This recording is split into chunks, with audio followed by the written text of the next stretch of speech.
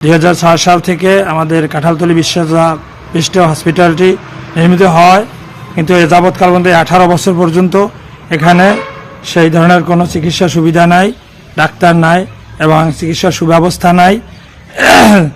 এই ডাক্তার এবং চিকিৎসার অভাবে এই ভবনও দিন দিন এটা নষ্ট হয়ে যাচ্ছে, বিভিন্ন আসবাবপত্র নষ্ট হয়ে যাচ্ছে। যদি এটা পূর্ণাঙ্গভাবে চালু করা যায় ডাক্তার দিয়ে এবং এই শয্যা দিয়ে, তাহলে এলাকাবাসী চিকিৎসা সুবিধা পাবে এবং কাছাকাছি হসপিটাল না থাকায় এবং দূর দূরান্তে অনেক এমার্জেন্সি রোগী মৃত্যুর মুখোমুখি হয়ে যায়, অনেকে মারাও যায়। এই জন্য আমরা সরকারের কাছে জোর দাবি জানাই যাতে অনতিবিলম্বে এই কাঁঠালতলী বিশ্ববিদ্যালয় হসপিটালটি পূর্ণরূপে ডাক্তার, নার্স এবং অন্যান্য কর্মকর্তা সহ যেন চালু হয় এবং এলাকার মানুষ চিকিৎসা সুবিধা পায়। এভাবে আমরা সরকারের প্রতি বিনীত অনুরোধ করছি, জোর দাবি জানাচ্ছি।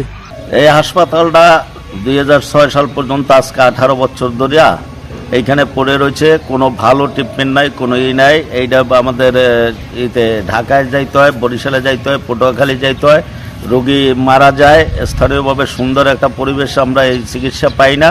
এটা অতিবিলম্ব চালু করার জন্য সরকারের কাছে আমরা আবেদন করতেছি। 18 বছর আগে হইতে চালু হইলে আমরা অনেক কিছু উপকার পাইতাম। তারপর মনে করেন আমাদের দূরত্ব পথে যাইতে হইতো না, বাড়ি থেকে আসে যে আমরা চিকিৎসা নিতে পারতাম। দেখা যায় ডাক্তার পাওয়া যায় না, দূরত্বভাবে দেখা যায় একটা রোগী নিয়ে আসলে আমরা দূরে যাইতে হয়, আমরা এই জায়গায় কোনো পাই না।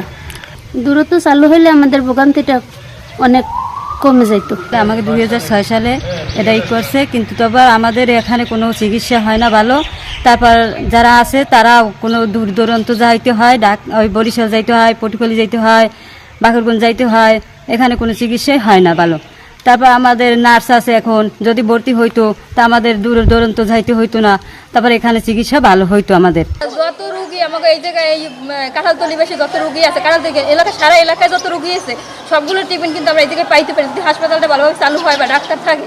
কিন্তু এই জায়গায় ডাক্তার নাই, যেহেতু আমরা অনেক দূরে, আমাদের বাচ্চা নিয়ে অসুস্থ হলে, আমাদের একটা বুড়ো রুগী অসুস্থ হলে আমাদের নিয়ে যাইতে হয় বরিশালে, কিন্তু যাইতে যাইতে হঠাৎ পথে অনেক রুগী মারাও যায়। কিন্তু আমরা ঠিকমতো যদি এই হসপিটালটা চালু করতে পারি তাহলে আমাদের এইসব দুর্ভোগ পোহাইতে হইবে না। বহু আশা করিয়া চৌধুরী সাহেব এই হাসপাতালটা করছিলেন বিশ্বজ্জা বিশিষ্ট, আর নামে শুধু বিশ্বজ্জা, আসলে কাজে কিচ্ছু নাই। উপরে ফিটফাট, নিচে সদরঘাট। এখন অনেক মা বোন যদি হাসপাতাল যদি হইতো তো অনেক মা বোনেরা এখানে অনেক সুবিধা পাইতো।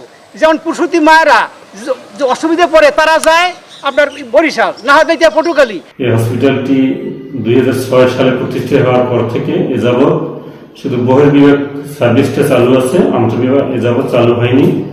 আন্তঃবিভাগ চালু হলে জায়গায় রোগীরা ভর্তি সুবিধা পাবে এবং বিশেষজ্ঞ ডাক্তারদের চিকিৎসা সুবিধা পাবে। হসপিটালটি ভৌত অবকাঠামো অবস্থা খুব একটা ভালো নয়, জরুরি ভিত্তিতে এটা মেরামত বা সংস্কার করা দরকার। কোয়ার্টারগুলো পরিত্যক্ত অবস্থায় আছে, যেহেতু কোয়ার্টারে কোনো স্টাফরা থাকে না, রোগী নাই, সেহেতু কোয়ার্টারগুলো পরিত্যক্ত অবস্থায়, সেগুলো দ্রুত সংস্কার করা দরকার। বিদ্যুৎ লাইন সংস্কার করা দরকার, 3 ফেজ বিদ্যুৎ লাইন নাই, পানির লাইন সংস্কার করা দরকার।